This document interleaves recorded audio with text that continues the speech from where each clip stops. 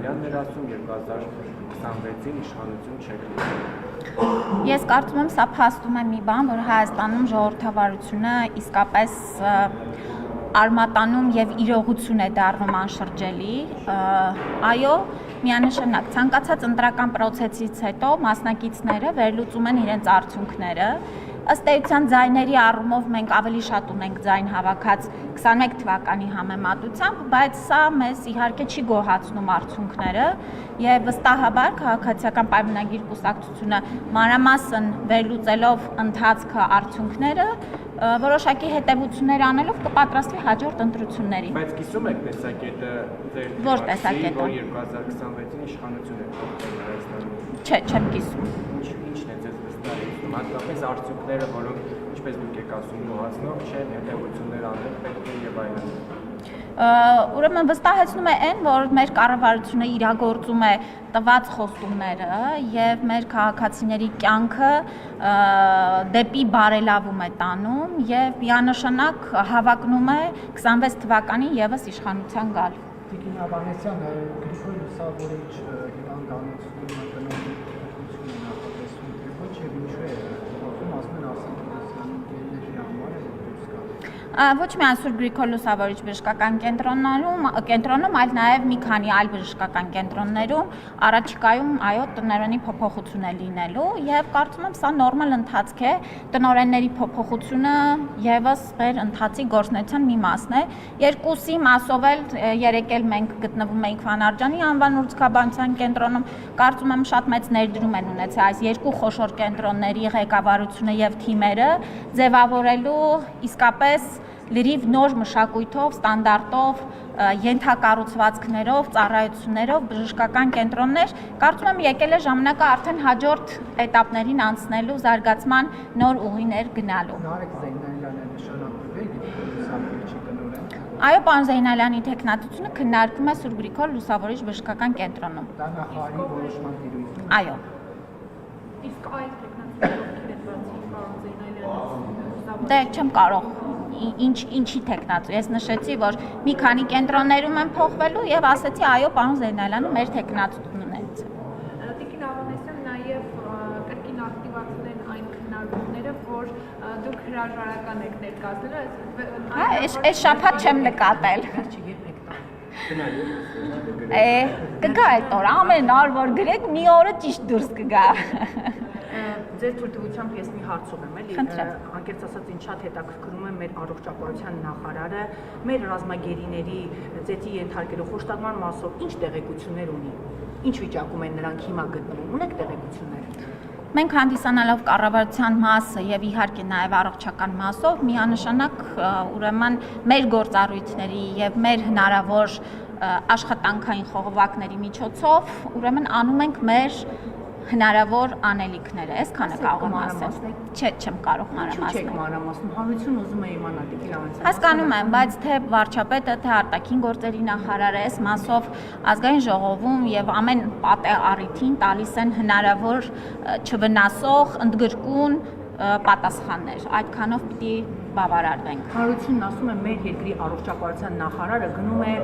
ֆուտբոլ նայելու, վարչապետի հետ գնում է լենտը կտրելու, բայց ըստ էության մեր գերիների հետ կապված որևէ գործ քայլ չի անում, գնա համապատասխան, չգիտեմ, այսպես երկրի ներկայացուցիչների հետ հանդիպի, որևէ խոսք ասի, քայլեր տեսնենք, հասկանանք, որ մեր երկրի առողջապահության նախարարը իսկապես մտահոգված է մեր գերիների առողջական վիճակով, ի վերջո նրանց խոշտանգում է, նրանց կյանքի վտանգից։ Ուրեմն առողջապահության նախարարը անում է հնարավորինս առողջապահական համակարգը բարեփոխելու եւ ապահովելու մեր քաղաքացիների համար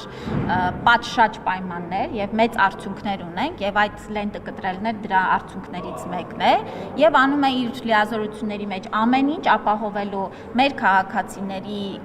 այլ երկրներում գտնվելու հանգամանքով ձեր նշած խնդիրներին հասցեագրելու։ Տիկին Ավանեսյան, դուք վերջին անգամ ազգային ժողովում եք անհետ կորածների ծնողների հետ հանդիպմանը եւ այնտեղ բավականին լարված մթնոլորտ էր, ընդ որում ծնողները Գեգամ Նազարյանին ազգային ժողովի պատգամավորին հաթաթայ են տալի, որ այլևս չկրկնեն այն արտահայտությունը, որ իրենց երեխաներին չպետք մահացածների մեջ պետք է փնտրել։ Նրանք պնդում են, որ պետք է մեր երեխաներին գտնել ողջերի մեջ, փնտրել ողջերի մեջ։ Այս միջադեպի հետ կապված կցանկանայի ձեր գնահատական որպես առողջապահության, դուք այնտեղ ներկա եք, ինչ մթնոլորտ էր, ինչից սկսվեց ամեն ինչ։ Ընդհանուր առմամբ պատկերացնում եք, որ այո, հուզիչ եւ չի կարող այլ մթնոլորտ լինել մեր անհետ կորածների, զոհվածների հետ կապված հարցերի քննարկումները։ Ես կարծում եմ, որ ուրեմն պարոն Նազարյանը իրավունք ուներ արտահայտելու իր տեսանկյունը եւ խոսելու թեմայից առանձնահատուկ կերպով, հասկանալով, որ նրա որդին եւս զոհվել է, բայց հասկանալով նաեւ մեր էմոցիոնալ այսպես շատ զգայուն վիճակը այս թեմաներով, այո, կարող է ուրեմն նրա կողմից հնչեցված ձևակերպումները վիրավորական հնչեցին այլ ծնողների համար, բայց բոլորս է պիտի զսպվածություն նաև դրսևորենք նորից անընդհատ այս թեման այսպես չբորբոքելու համար։ Այո, մարդիկ երբ որ էմոցիոնալ են, կարող են նաև սուր ընկալել թե ասվածը, թե լսածը։ Իսկ ներողություն, դուք անձամբ այդ օրը ելույթ ունեցաք, ձեր կատարած աշխատանքը ներկայացրեցիք ծնողներին։ Այո, ես ունեցա զեկույց եւ իհարկե հարցերին պատասխանեցի։ Իսկ ինչ կասեք ծնողները եւ 7.5 ժամ քննարկումից հետո եւ դուրս եկան նիստերի դահլիճից, անձամբ ես հարցեր եմ ուղղել հարգելի ծնողներ, երկրորդ հանդիպումն է, ինչ գնահատական կտակ այն հանդիպմանը, որ արդեն 7.5 ժամ քննարկում էր տեղ ունեցում, իրենք մեկ գնահատական հնչեցին՝ փնթի եւ ջուր ծեծոցի էր, որևէ այլ բանի պատասխան իրենք չեն ստացել։ Սա ծնողների գնահատականն է։ Ինչ կասեք դուք տիկին նախարար։ Ոչինչ չեմ ասի։ Իրենց գնահատականը կիսում եք։ Ես ասացի ոչինչ չեմ ասի։ Դա ըստ էության կիսում եք իրենց տեսակետը, եթե ոչինչ չեք ասում։ Ես կրկնեցի, ոչինչ չեմ ասի։ Այլ հարց։ Տիկին Ավանեսյան, բժշկական կենտրոնների տնօրենների հարցին անդրադարձակ, բայց կոնկրետ պատճառներ կան իրենց աշխատանքից հեռացնելու եւ Ես նշեցի, մի շրջափուլ անցել ենք եւ մոտ 6-7 տարի է այս ուրեմն տնօրենները աշխատել են,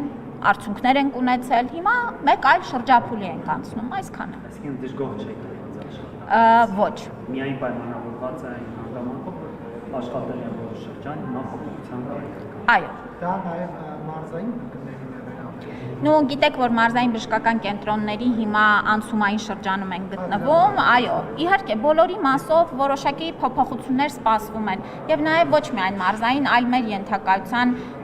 այլ կենտրոններ լինելու են առաջիկայում ժամկետների լրացում եւ փոփոխություններ։ Իսկ վնասված կապանության կենտրոնի հետ կապված դա խոսում էր ապրելու մասին, այդ հայտնի օրթոպեդիկը դրա հետ կապված ինչ։ Ուրեմն այս բժշկական կենտրոնում ըստ էության հիմա զբաղեցված է շատ փոքր տարածքը եւ մենք այնտեղ որոշում ենք կայացրել, որ կտեղակայենք ինֆեկցիոն հիվանդությունների ազգային կենտրոնը, որը ժամանակավոր բնույթ է կրելու, քանի որ նոր շենքեր ենք կառուցում եւ վերակառուցում, բայց այդ շենքը շատ ավելի լավ վիճակում է գտնվում եւ փոքր վերանորոգումների արդյունքում կարող ենք ավելի լավ պայմաններ ապահովել, քան թե այսօր ունենք ժամանակավոր, որ գտնվում ենք նախկին Սուրբ Աստվածամայր բժշկական կենտրոնում։ Սա է պլանները եւ ըստ էության օպտիմալացումը տարածքների օգտագործման նպատակը սա է։ Տիկին նախարար եւ մամուլը գրում էր այսպես կոչված շնորհակալության ֆոնդի մասին, դուք տեղյակ եք այդ բժշկական կենտրոնների արդյոք նման ֆոնդեր գործել են եւ օրենքի խախտում համարում եք անգամ խոսում են որ հարկվել են այդ Կարծեմ պետական վերահսկողական ծառայությունը իր հանրային նաև տեղեկատվական ձևաչափով ներկայացրել է ավել բան չունեմ ասելու։ Անընդունելի համարում եք այդ ֆոնդերը։ Ես ասեցի, պատասխանեցի ձեզ, մեր պետության ընդհանուր մոտեցումը ՊՎԾ-ն արդեն հայտնել է։